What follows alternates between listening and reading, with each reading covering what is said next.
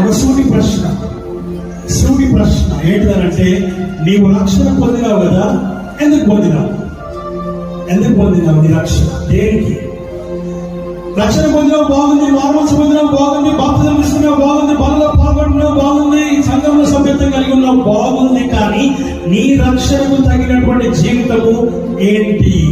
సూటి ప్రశ్న. నేను సువార్తను అంగీకరించాను, లేక యేసుని అంగీకరించాను, నా నోటితో నేను ఒప్పుకున్నాను, నా రక్షణ కలిగింది, నేను మానవత్వం వెంటనే పొందాను, నేను వెంటనే బాప్తిజం తీసుకున్నాను, ఇక మీద నేను ఆయన వెంటనే ఉంటూ ఉన్నాను. ఆమేన్. ఇదే కదా చెప్పేది. దేవుని వాక్యం సెలవిస్తున్నటువంటి మాట మనం చూస్తూ ఉంటున్నాం. ఎందుకు నువ్వు రక్షణ పొందినావు? నీ రక్షణకు గల జీవితం, నీ రక్షణ గల కారణం ఏంటిది? ఆ రక్షణ వల్ల నీకేంటి లాభము అని ఒక్కసారి గమనిస్తే దేవుని వాక్యం చెప్తుంది ఇక్కడ ఈ వచనంలో.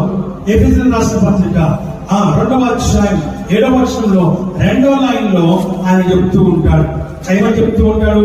ముందు చదువుదాం. క్రీస్తు యేసునందు మనలను ఆయనతో కూడా లేపినాడు. ఏం చేసినాడు ఆయన? లేపినాడు. ఆయన ఎలా అయితే మరణము జయించి లేచినాడో, నీవు కూడా బాప్తిసమైన తొట్టిలో నీ పాపము జీవితాన్ని మరణింప చేసి దాన్ని పాతి పెట్టి నూతన సృష్టిగా నువ్వు లేపబడ్డావు. ఆ పాతి పెట్టబడ్డ శరీరం ఏంటిది?